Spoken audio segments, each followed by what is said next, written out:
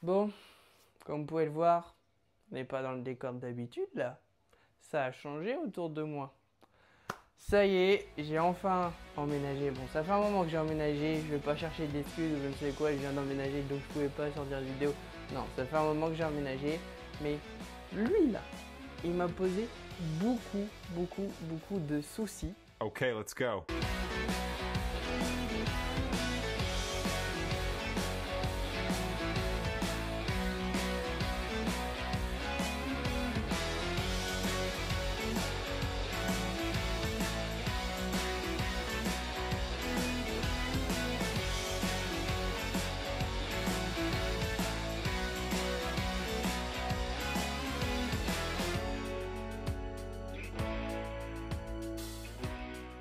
Je vais vous présenter mon nouveau bac. Comme vous pouvez le voir, il est un peu costaud, hein. Il est beau, il est long. 1,55 m de long sur 80 de large. Et oui, 80 quand même.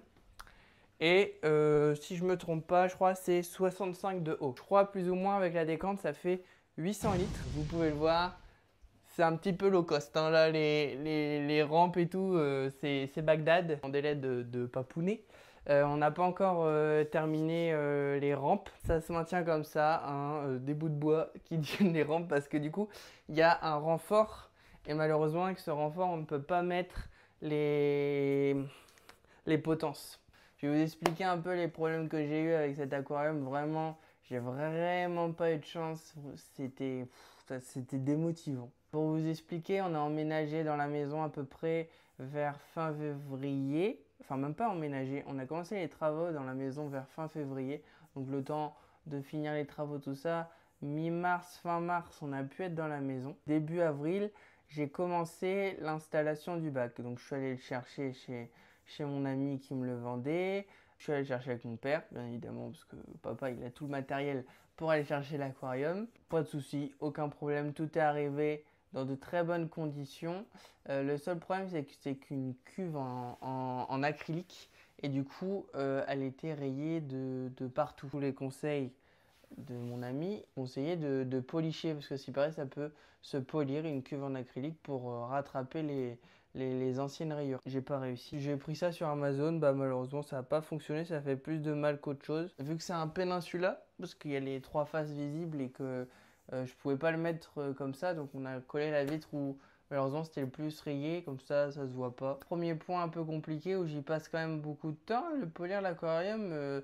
Je dirais j'y passe à peu près 1 ou 2 heures à chaque fois et je me suis dit là vraiment je vois pas, enfin j'y ai passé 2 3 semaines à peu près et c'était chiant, j'y arrivais pas donc j'ai un peu abandonné. Arrive le moment où je le mets en eau, où je me dis c'est bon, je vais pouvoir commencer, j'ai tout le matériel, j'ai les pompes, j'ai le sel, j'ai mis du sel Royal Nature dedans pour faire le cyclage. On est d'accord, j'ai toujours mon bac, mon autre logement.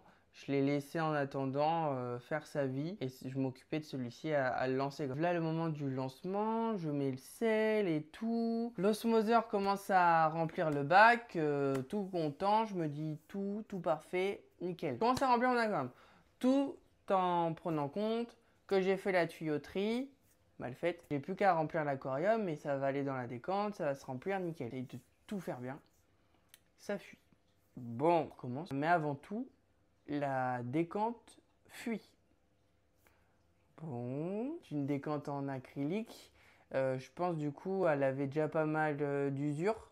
Et avec le fait de la bouger, de la remettre, ça n'a pas dû lui faire du bien et ça a dû créer des failles dans la colle acrylique. Malheureusement, ça tombe sur moi. Le bac, il se remplissait durant la nuit parce que bien évidemment avec un osmoseur et sur ce volume-là, c'est très long. Heureusement, je me lève de bonne heure. Donc vers 2 heures du mat, je me lève, je regarde, il y a un petit peu d'eau partout. Je me dis, c'est quoi ce problème? Pourquoi il y a de l'eau partout? Je cherche, je me dis, j'en ai mis partout, je sais pas. Enfin bref, je cherche pourquoi.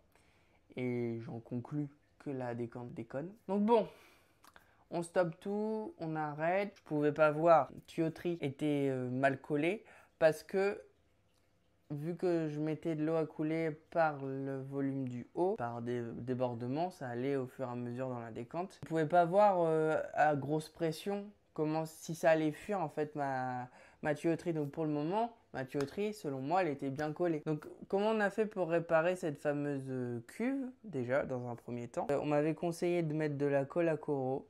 Bon, pour vous dire tout de suite, c'est une très mauvaise idée et j'ai pas fait ça proprement parce que j'étais déjà plutôt agacé, donc ça n'a pas fonctionné. Super Papa s'est renseigné sur internet et a trouvé de la colle spéciale acrylique. Donc c'est une sorte de colle où on met les deux morceaux qui ont été dessoudés et cette colle chauffe cette matière-là et ça se soude en fait, plus ou moins, c'est un peu ce délire-là. Super Papa répare la cuve. Impeccable. Une fois la cuve réparée, on remet en place le cyclage. L'aquarium, j'ai un peu laissé de côté. Je me suis dit, bon, au pire, ça se cycle en haut. J'y touche pas parce que j'avais déjà des pierres que j'avais achetées du coup chez All Marine sur ma première vidéo. J'avais acheté des pierres vivantes et ces pierres vivantes vont me permettre en gros de ensemencer mes roches synthétiques. Et du coup, ça m'a permis je les avais maintenues dans un bac à côté pour ensemencer doucement mes pierres synthétiques et faire ça naturellement, sans bactéries en gros. J'avais mis ces roches-là dedans en pensant qu'il n'y allait pas avoir de problème, mais il y a eu des problèmes. Sans vous mentir, 2 mois, je pense. J'avais enroulé l'aquarium sur la partie là, près des vitres. Parce que oui, il y a une baie vitrée là. Donc près des vitres, j'avais mis un film noir, un sac poubelle. J'avais collé un sac poubelle pour que le soleil ne passe pas et que du coup, j'ai pas un développement d'algues durant mon cyclage. Ça a bien fait parce que j'ai pas eu du tout d'algues lors du cyclage. En tout cas, ça s'est plutôt bien passé. Vraiment, qu'est-ce que je raconte? Je raconte de la merde. Ça s'est pas bien passé du tout. J'étais déprimé, le bac se cyclait, le bac dans mon autre logement, j'y touchais même pas, j'ai perdu pas mal de coraux parce que j'étais pas du tout assidu, j'étais plus dedans. De toute façon, je pense que ça vous arrive à tous. Il y a des périodes où vraiment on est devant son bac tous les jours, on va 3-4 fois par jour, on se stoppe, on regarde, on trouve ça beau. Mais il y a des fois, la vie fait que on n'a plus trop envie. Et je pense que du coup, il y a des crashs comme ça. Et moi, ça a commencé à partir en crash. Après, je faisais toujours des changements d'eau toutes les 2 semaines. Et ça maintenait un certain équilibre sur les nutriments. Mais malheureusement, sur tout ce qui est supplémentation, j'étais pas bon. Donc des fois, j'avais des baisses de KH, des baisses de calcium ou des montées. Et du coup, ces montées ont fait que j'ai eu des gros problèmes, des nécroses très rapides. Pourtant, des fois, le bac était magnifique et le lendemain, ça déconnait. Et du coup, je voyais apparaître des nécroses et du coup,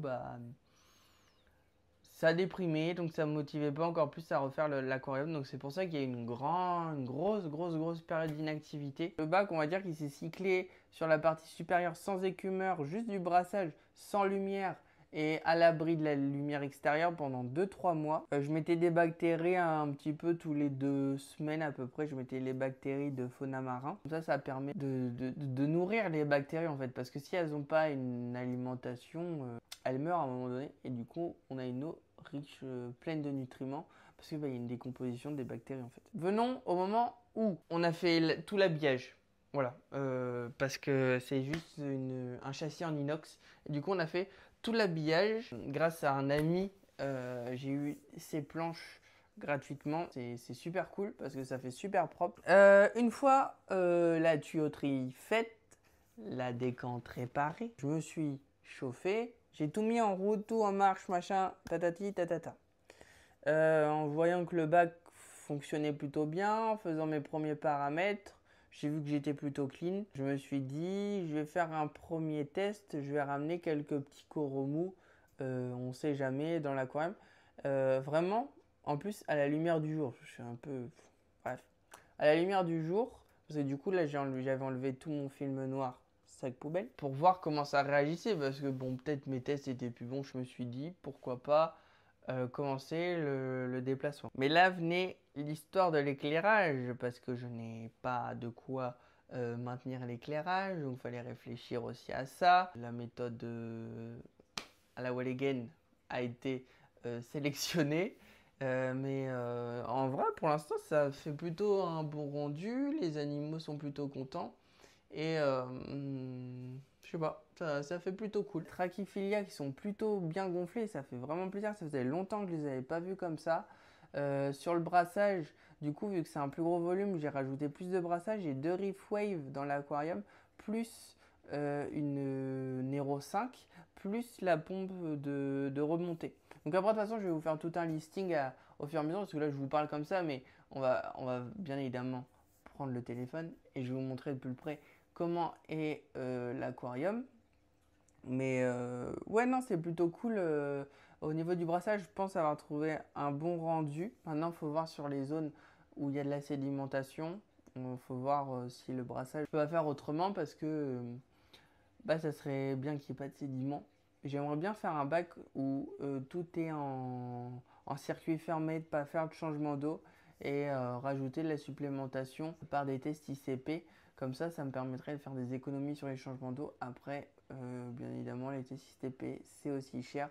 Donc, c'est à voir, mais si je peux avoir un circuit fermé où tout est contrôlé, pas de rajout, machin, c'est peut-être plutôt bénéfique. On va arrêter de blablater et puis je vais vous montrer, comme ça c'est plus facile à montrer en image. Truc plutôt sympa, les poignées, hop, on tire la poignée et ça s'ouvre comme ceci. Donc c'est plutôt sympa, c'est avec aimant. On a fait ça, c'est plutôt cool. Du coup, alors, on a, ça c'est la mise au point, elle est pourrie. Mais bon, c'est pas grave. Du coup, on a 2 vannes parce qu'on a 2 descentes qui sont du coup réglées par des vannes à billes. C'est mieux des vannes de précision avec une petite molette là. Mais malheureusement, j'en ai pas trouvé. C'est un peu plus cher, donc j'ai fait comme je pouvais. Je pense qu'il va falloir que je trouve quelque chose à faire pour l'aération dans l'aquarium parce qu'il y a beaucoup d'humidité. Et du coup, il faut que je m'occupe de ça. Mais pour l'instant, ça roule plutôt bien, donc je vais voir. Donc, on est d'accord. Ça, c'est la première descente que j'ai coupée pour qu'elle soit totalement immergée, qu'elle fasse pas de bruit. Elle descend là et je peux la régler du coup le débit. Et comme ça, celle-ci, elle est là en sécurité. Ça, c'est la vanne pour la pompe de remontée. Hop, elle remonte ici. Ensuite, du coup, celle-ci, ça continue jusqu'à là pour aller jusqu'au refuge. Hop, oh, ma mousse, elle est tombée. Jusqu'au refuge que je vais vous montrer. Voilà, l'écumeur, c'est un écumeur qui était sur le bac du coup de la personne qui me l'a vendu. En gros, c'est une réplique d'un écumeur BPK, je crois, dans mes souvenirs. Et en gros, quelqu'un lui a construit l'écumeur, il a juste mis une pompe d'écumeur dedans. Et du coup, ça fait comme un écumeur qu'on achète dans le commerce. Et du coup, ça écume plutôt bien. C'est un gros truc, hein. Vraiment, ça écume vénère. Ensuite, bon, c'est pas trop de niveau, mais bon, on fait comme on peut. Petite riff dose pour la supplémentation. Petite UV, comme ça, il n'y a pas de souci. Et là, le petit refuge où j'ai mis une petite pompe de brassage pour que la sédimentation dedans s'en aille. Et voilà. Et là, je viens de voir que j'ai une anémone dedans. Il va falloir que je l'enlève parce que j'ai une pompe de brassage. Et si je veux tuer tout mon bac, c'est la meilleure des solutions. C'est fou comment ça ne... Ouais. Bref. Du coup, voilà. J'ai fait plutôt le tour. Ça, c'est ma réserve d'osmosée où il va falloir que j'en refasse. Et puis voilà. On est plutôt bien. Le petit scopa au fond. Voilà, on te voit bien. Ah, les deux loulous.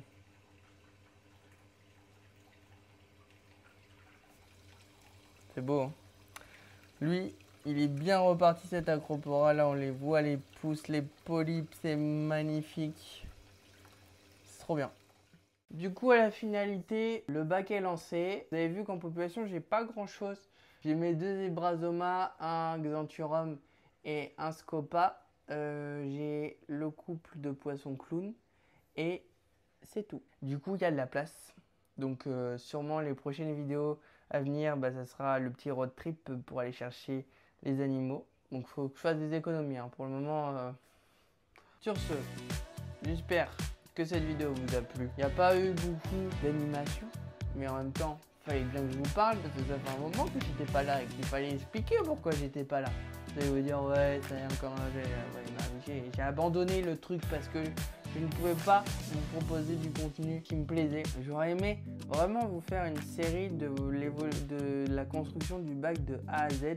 Mais malheureusement, avec tout ce qui s'est passé, je filmais même pas parce que c'était vraiment galère quoi. C'était.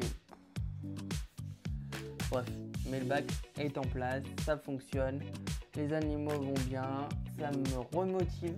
C'est ça les passions, ça vient, ça repart, ça vient. Et là, c'est en mode revient, donc c'est cool. J'espère que cette vidéo vous aura plu. N'hésitez pas à mettre un petit commentaire, un petit like, à la partager pour le retour de l'aquarium du récif de Ryan. En espérant de faire de belles choses. Il y a de quoi faire avec le volume. J'espère mettre de belles pièces, des beaux poissons, que ça vive bien en harmonie, que je sois très assidu aussi dessus. Sur ce, avec Raclette qui fait dodo, oui, elle s'appelle Raclette. On vous souhaite une bonne journée et on se dit à bientôt.